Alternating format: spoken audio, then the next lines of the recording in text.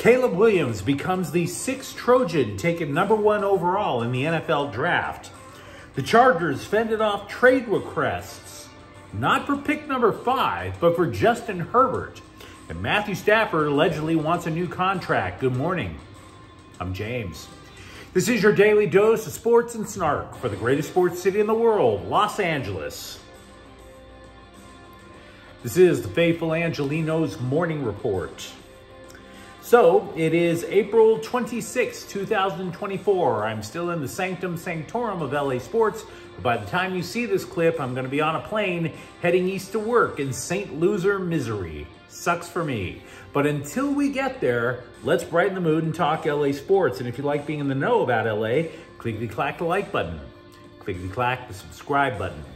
There's a notification bell. Hit that. It'll let you know we drop new content.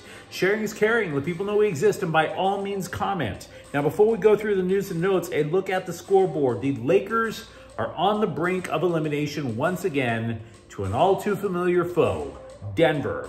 Denver took a commanding 3-0 lead in the best-of-7 first-round series with a 112-105 victory at Crypto.com Arena last night. Anthony Davis scored 33 points. LeBron James added 26. Once again, the Lakers had a first-half lead. Let it go. Game 4 is Saturday. Meanwhile, Yoshinobu Yamamoto pitched 6 shutout innings, and the Dodgers defeated Washington 2-1. The Dodgers sweep the Nationals. The Dodgers won their 4th consecutive game. They lead the West by 2.5 games. Hey, are you like me? Do you remember, oh my God, the Dodgers are in real trouble? No, neither do I. I don't remember that. Teoscar Hernandez hit a home run. Meanwhile, today, busy schedule. The Clippers are at Dallas at 5. Game 3 in the first round of the NBA playoffs. The series is tied at 1-1. The Dodgers move to Toronto. They'll be playing at 4. Gavin Stone is 1-1 with an ERA of 6, and he will face Chris Bassett, who is 2-3 with a 3.90 ERA. Edmonton is in town to play the Kings at 7:30. This is Game 3 in the first round of the Stanley Cup playoffs. The series is tied 1-1, and Kansas City will be playing at Angel City FC at 7 o'clock. But let's get to the news, which obviously is going to focus on the first round of the NFL draft. There was little suspense. Indeed, any suspense, frankly, just seemed manufactured by people needing clickbait. Caleb Williams was first selected by the Chicago Bears, and he becomes the 6th USC football player to be taken #1 overall, and the first since Carson Palmer accomplished that back in 2003. Now, some of the stuff about Williams that I'm about to tell you, you've heard before. You've heard him described as a generational talent. People who follow football in Chicago see this guy and they think he is the next, wait for it, Patrick Mahomes. In one sense, though, that might not be so far-fetched. Okay, everybody likes to compare this guy to that guy, etc. But this might not be too far-fetched. The Bears GM, for example, was part of the Kansas City front office that drafted Mahomes in the first place. Some of the NFL analysts are really talking big for Chicago now. They look at Williams turning around the Bears the same way C.J. Stroud turned the Texans around instantly. Now, that may be a little premature, but the Bears actually got Williams some players to work with before taking him, and another player on draft night to help him out as well. You might recall, the Bears traded for Keenan Allen. Later that night, last night, they drafted Rome Odunze of Washington with their 2nd first-round pick. So now you give them a couple of wide receivers to work with. Then the Bears have also added over the offseason a 1,000-yard rusher in DeAndre Swift. Now, to be clear, Williams now has talent around him, but he is still going to have to be patient. The college game came extremely easy to him because Lincoln Riley tailors his offense to the quarterback in the first place. So he knew exactly what he was calling every single snap. And moreover, the talent level between college and the NFL is another universe entirely. And oh, by the way, Williams actually led college football last year in fumbling. He gave up the ball a lot. So it's not a fait accompli that he's just going to step in and dominate at the NFL. And by the way, speaking of the NFL, they will eat him alive if he sheds one more tear in his mother's arms.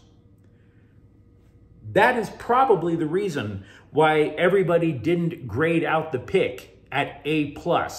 Some of them referred to it as an A- pick with the #1 overall selection. ESPN called him an offbeat personality. You don't want an offbeat personality at quarterback. You want steady as hell because stoicism is how you lead a group of alpha males. And I hate saying this stuff because I absolutely appreciate what Williams did for USC. But we have to be fair. We have to keep that in mind because he's going to be a rookie playing at the highest level. Now, switching teams. When we previewed the draft yesterday, I thought the Chargers would stand out as one of the more intriguing teams. They were. Just not for the reasons that I had anticipated and talked about. Sure, they received trade offers, but not for the #5 overall pick as much as it was for quarterback Justin Herbert.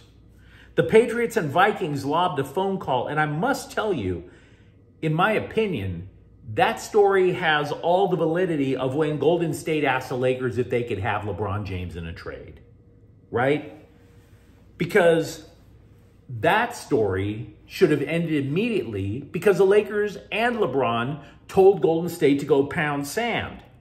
When I was a sports writer, we called it the "Are You Awake" trade call, just to find out, is that GM of that team stupid enough to even consider trading away their best player? Sometimes you just make that phone call to see if they're crazy enough to consider it. And of course, the Chargers front office rightfully told them to go buzz off. They didn't even ask if they were high when they got that call. There were 6 quarterbacks drafted in the first round last night, for example. Not all of them will make it. So no, if you're the Chargers and you have your franchise quarterback, why risk it? Why? You don't know if any of those 6 quarterbacks are going to quote unquote make it. Some of them aren't. I would wager more than half of them flop. Even if the Chargers wanted to entertain the thought of trading Justin Herbert, they would get smacked with a $63.5 million cap hit. Now, as for the pick that the Chargers had, I don't want to say Notre Dame tackle Joe Alt was the wrong guy. I don't want to do that. My problem, though, is that you have to explain the pick a little. If you are explaining your pick, it might not be the right guy. For example, the Chargers have multiple holes on the roster. That argued a trade down for more picks would make a lot of sense. Only the Bolts shot themselves in the foot by claiming that they wanted to job to screw over their trading partner. We're not looking for win-win. We're looking to maximize. We're looking to win the trade outright. Why would you try to call a team if you're knowing that they want to bleep you over? So they had holes. Secondly, your wide receiver room went from Keenan Allen and Mike Williams to Quentin Johnston and Joshua Palmer. There were 2 highly graded wide receivers available. Hell, one of them, Malik Neighbors of LSU, was literally taken with the next pick. Right? So, they take Joe Alt, and this is where we start to explain it. Alt's the best offensive lineman in the class. You could have him learn how to be a pro from Rashawn Slater and Trey Pipkins. Pipkins, heck, you could get rid of him at the end of the year. And then you have 2 young bookend tackles for a decade in Alt and Slater. You could even trade Pipkins now. Save about $10 million on the salary cap. And by the way, Alt is also a high-level run blocker. So is it a bad idea? Did they blow the pick? No. But you do have to explain it, and that's an ish. The Bolts have 2 picks today, by the way, numbers 37 and 69, which is the 5th overall pick in both the 2nd and 3rd rounds. The Chargers need wide receivers, interior defensive line help, cornerbacks, and linebackers. Meanwhile, with the Rams, there were reports breaking early Thursday that they were looking to trade up for an offensive skill player that wasn't a quarterback. Now, who knows if this is true, right? The Rams instead, because they couldn't find a trade partner, they used the first round pick that they've had since 2016 and selected arguably the best defensive lineman available in edge rusher Jared Verse from Florida State. Now, this fills a major need. It does. It also creates a seriously young defensive line. Absolutely. You've got Verse, a rookie on one side who probably figures to start. At the other end of the 3-4, you've got Byron Young, second-year player. And by the way, how much faith are the Rams now showing second-year defensive tackle Kobe Turner, right? That is real. That is a seriously young defensive front. Now, as for Verse, he has recorded at least 9 sacks every season, but he also plays the run strong. The Athletic compared him to a former Rams edge rusher, Dante Fowler. And the scouting reports I've been reading says that the guy Verse plays hard, smart, physical, chip on his shoulder. How many more cliches can I throw out? You get the idea. Meanwhile, though, in distressing news, Ian Rappaport of the NFL Network is reporting that Matthew Stafford wants a new contract with more guaranteed money. He signed a 4-year, $160 million contract in 2022. About $130 million of that was guaranteed. Rappaport did not say that Stafford would hold out. But if he does, and you're thinking, well, whatever, Jimmy Garoppolo can step in, you would be wrong. Garoppolo has to serve a 2-game suspension for violating the league's performance-enhancing substance policy. So if you want the Rams to stumble out of the gate 0-2, there you are. The Rams also could make 3 picks today. They have 1 in the 2nd. That would be the 52nd pick overall. They also have 2 picks in the 3rd, numbers 83 and 99 overall. They need help on interior defensive line, anywhere in the defensive backfield, offensive tackle, wide receiver, maybe, just maybe, a quarterback for the future.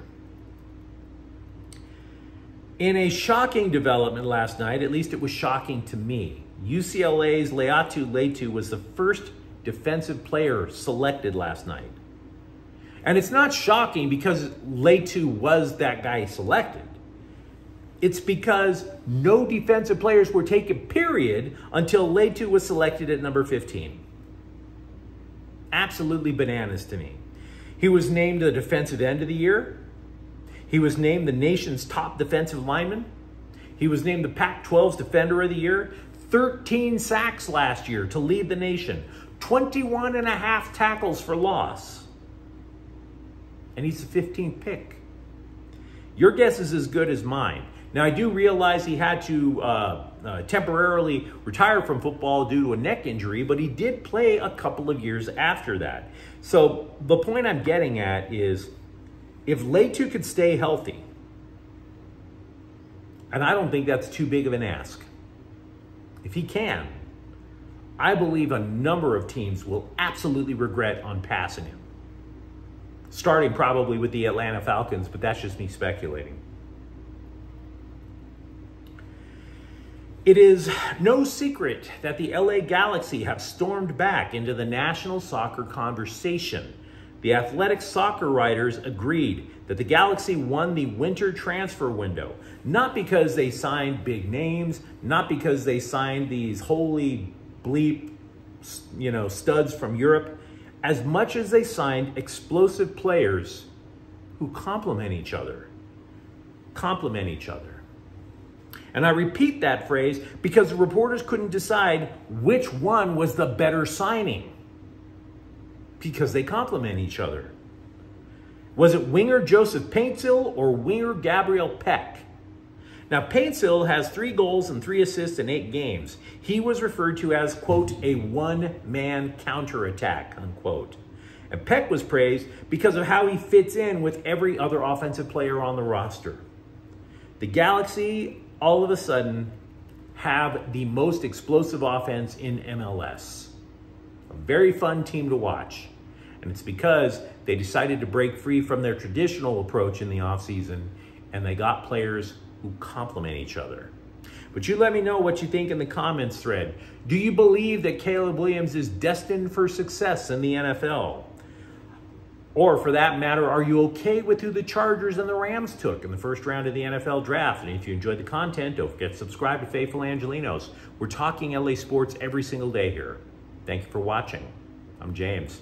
We'll be back tomorrow. Faithful Angelenos is a Kian Corte El Queso production. Take care.